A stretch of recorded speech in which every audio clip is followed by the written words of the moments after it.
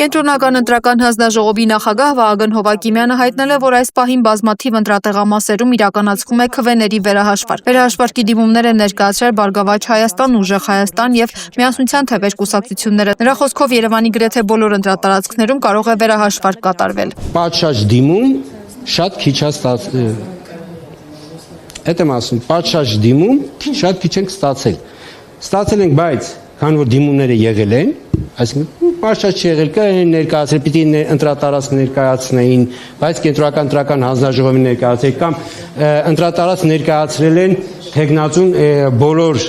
տեղամասերի համար ներկայացրել է, իսկ դրա իրավունքը չուներ, այսինքն ինքը պիտի ներկայացներ թեկնածուն միայն այն տեղամասը,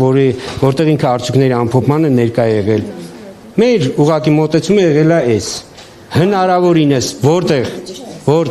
որ տեղամասերը ցանկանում են, որպիսի վերահաշվարկ իրականացվի, ընտրատարածքային ընտրական հանձնաժողովները իրենց նախաձեռնությամբ, այսինքն հասկացաք դիմումը չի եղել պատշաճ մերժվել է, բայց իրենք նախաձեռնությամբ սկսել են վերահաշվարկներ իրականացնել ու հիմա ընթանում են։ Այսինքն մենք Երևանում ըստ էության ունենք մի պատկեր, որ Երևանի գրեթե բոլոր ընտրատարածքներում երևի ամբողջը կվերահաշվարկեն, որովհետև Միասնության թևեր կուսակցության պատգամավոր թեկնածուն այդպես է ցանկացել, այդպես է ներկայացրել եւ եղել է մոտեցումը, որ հնարավորինս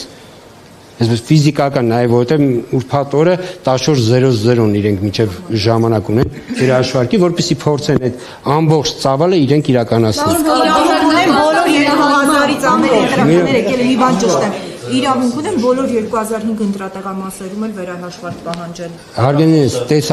տեսականորեն կարող են նման բաներ, բայց դա պիտի ներկայացնեն այն վստահված անձին կամ այն թեկնածուները, ովքեր քվեարկության արդյունքների ամփոփման ժամանակ գտնվել են տվյալ տեղամասում։ Այսինքն զուտ այսպես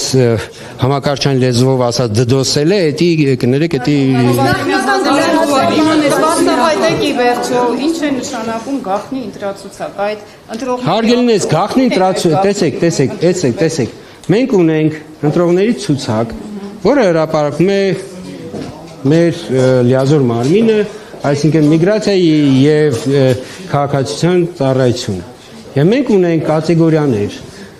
ում ցուցակները չի հրապարակվում, Ոչ, ունենք կատեգորիաներ, կարող եք դուք ընդհանրապես բացել ընտրական օրենսգիրքը, այնտեղ շատ հստակ գրված է, ու կհասկանաք, թե այսպես ասենք, այս աղմուկը, որ ցուցակների հետ բարձրացվել է, որքան է վնասում Հայաստանի Հանրապետությանը։ Հարգելիներս, դժվար չի, հարգելի լրագրողներ, եթե չեմ սխալվում, Մամուլի քարտուղար բոլորիդ ընտրական օրենսգիր գոնե մեկ հատ տրամադրել է։ Կարող եք բացել եւ ընթերցել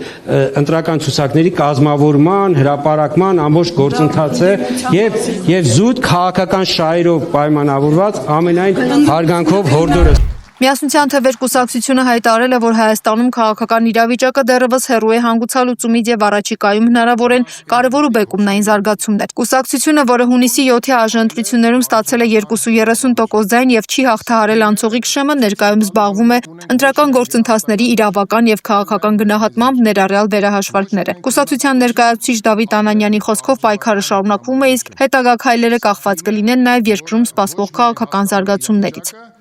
Ուժեղ Հայաստան կուսակցությունը դեռևս չի որոշել վերցնել ԱԺ մանդատները, թե ոչ։ Կուսակցության անդամ Գոհար Մելոյանի խոսքով նախ պետք է ամփոփվեն ընտրությունների արդյունքները եւ գնահատվեն հնարավոր փոփոխությունները, այդ թվում այլ քաղաքական ուժերի անցողիկ շեմը հաղթահարելու հավանականությունը։ Դեռ այս պատկերը բազմաթիվ միջամտությունների, կանխարգելումների արդյունք է, բայց զուգահեռաբար բազմաթիվ դեպքեր, օրինակ տեսակ, հանձնաժողովականին վստահված անձին մեր քաղաքական ուժի, ով ակտիվ ու իրավագիտակից է, մի հատ նկատառում արել, որ խախտում կանխարգելի, դրսում ծեծել են հաջորդիվ։ Դուք պատկերացնում եք ինչ միջավայրամարզերում եղել։ Խնդրեմ։ Էլի եկել են, սա դուք գիտեք, վարչական իրավախախտումների օրենսգրքում արգելված է շարունակական ներկայությունը, որովհետև դրանք ճնշումներ, ուղղորդումներ են, 50 մետր շառավղով ներկա գտնելու իրավունք չունեն։ Ոչ միայն մեքենաներով մարդիկ են, այլև ունենք կոնկրետ Վայոց ձորի դրվագը, երբ որ հենց հանձնաժողովի անդամներ, կրկին թեկնածուն իր ընկերներով միջավայրով ներկա էր գտնվում։ Այստեղ էլի գյուղապետն է եւ սա այդ հայտնի դրվագն է, տեսեք։ Խնդրեմ, հանձնաժողովի նախագահան քվեատուփը վերցնում է։ Ահա։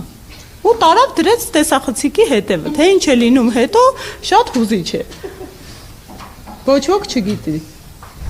Ոչ մի կոմպրոմիս չկա։ Բարգավաճ Հայաստան կուսակցության առաջնորդ պատգամավորի թեկնածու Գագիկ Ծառուկյանը հրավիրվել է քննչական կոմիտե եւ հարցաքննվել, հայտնել է նրա փաստաբան Էմին Խաչատրյանը։ Ըստ պաշտպանի նախորդին նրան մեղադրանքի առաջադրվել Հայաստանի քրեական օրենսգրքի 290-րդ հոդվածի 3-րդ մասի 2-րդ կետով առանձնապես խոշոր չափերով հարկերից խուսափելու համար, որից հետո իրականացվել է հարցաքննությունը։ Պաշտպանը նշել է, որ Ծառուկյանը չի ընդունում մեղադրանքը եւ այն որակել է որպես անհիմն։ Նա նաեւ հայտարարել է, որ պաշտպանական կողմը օրենքով նախատեսված բոլոր միջոցներով վիճարկելու է որոշումը։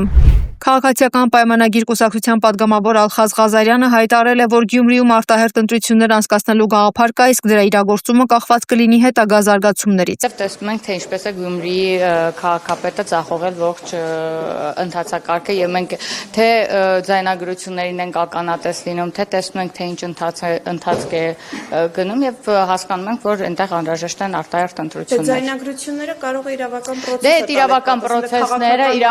իրավական պրոցեսները գնում են, բայց քաղաքը ահավոր վիճակում էր, ինչպես վարչապետը արդեն ասեց, մենք եղանք այնտեղ եւ տեսանք այս տարիների ընթացքում ինչքան քիչ աշխատանք է կատարվել, թեպետ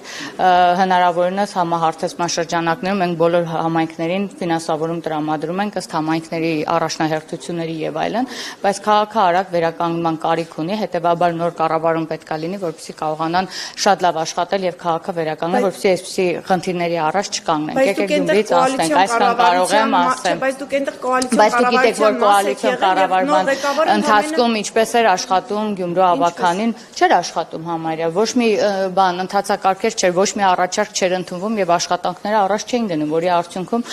գնացինք նոր ընտրությունների, կոալիցիան խզվեց, որովհետեւ աշխատանքներ չէին կարողանում իրականացնել մեր ավականին։ ՀԱՊԿ-ի գլխավոր քարտուղարության մակարդակով քննարկվում է Հայաստանի նկատմամբ կանոնադրական միջոցների կիրառման հնարավորությունը, քանի որ Հայաստանը ավելի քան 2 տարի չի վճարել կազմակերպության անդամավճարները, հայտարարել է Ռուսաստանի արտգործնախարար Սերգեյ Լավրովը։ Այս փուլում դեռ խոսքը գնում է համապատասխան հոդվածի կիրառման հնարավորության քննարկման մասին, ոչ թե արդեն ընդունված որոշման։ Уже 2 лет, по-моему,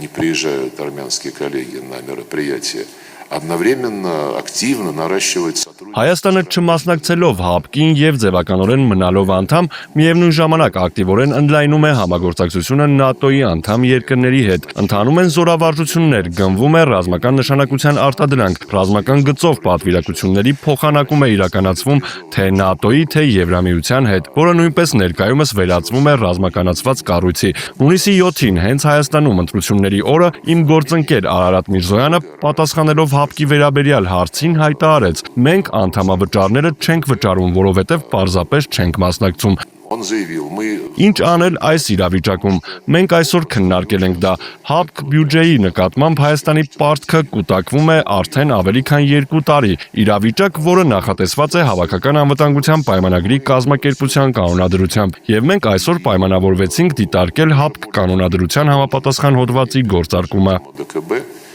ситуации, которая предусмотрена. Ռուսաստանի համար անընդունելի է Երևանից սպառողական մոտեցումը ԵԱՏՄ-ի եւ Եվրամիության միջև ընտրության հարցում, երբ երկիրը հույս ունի միաժամանակ օգտվել եվրասիական ինտեգրման առավելություններից եւ պատրաստվել ԵՄ անդամակցությանը, հայտարարել է Ռուսաստանի արտգործնախարարության պաշտոնական ներկայացուցիչը։ Для нас действительно имеет значение, так это то, что называется конкретными шагами и действиями. Մենք արձանագրում ենք, որ Հայաստանի իշխանությունները արագացված տեմպերով շարժվում էին դեպի Եվրոպական միություն, խոսքերով, հայտարարություններով, ինչ-որ գործողություններով, ամեն կերպ ցույց տալով դա։ Արդյոք նրանց այնտեղ սպասում են, որքան կարելի այս ռետորական հարցը տալ, իմ կարծիքով պատասխանն արդեն ակնհայտ է։ Չեն սպասում նույնիսկ նրանց, ովքեր թեկնածու էին, իսկ եթե չկա թեկնածությանը մոտեցող որևէ կարգավիճակներ, ապա ակնհայտ է, որ չեն սպասում։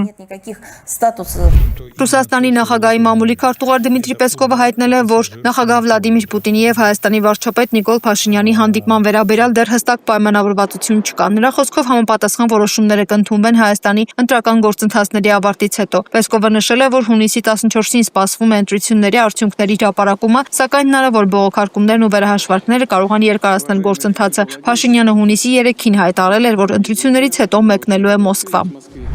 Իրանի արտգործնախարար Աբբաս Արաղչին հայտարարել է, որ ԱՄՆ-ն պետք է հեռանա տարածաշրջանից, եթե ցանկանում է անվտանգ լինել, հակառակ դեպքում Իրանը կպատասխանի ցանկացած հարձակման կամ սպառնալիքի։ Նա ընդգծել է, որ Իրանի զինված ուժերը անպատասխան չեն թողնի որևէ ագրեսիա։ Հայտարարությունը հնչել է այն բանից հետո, երբ Իսլամական հեղափոխության պահապանների կորպուսը հայտնել է Բահրեյնում եւ Հորդանանում ամերիկյան ռազմաբազաներին հասցված պատասխան հարվածների մասին։ Իսկ ԱՄՆ-ն հայտարարել էր Իրանի հարավում իրականացված հարվածների մասին։ Ըստ իրնագործակալության Արաղչին նաեւ հեռախոսազրույցներ է ունեցել Սաուդյան Արաբիայի եւ Թուրքիայի արտգործնախարարների հետ, որոնց ընթացքում դատապարտել է ԱՄՆ գործողությունները եւ նշել, որ Իրանը իրավունք ունի ինքնապաշտպանության եւ պատասխան քայլերի։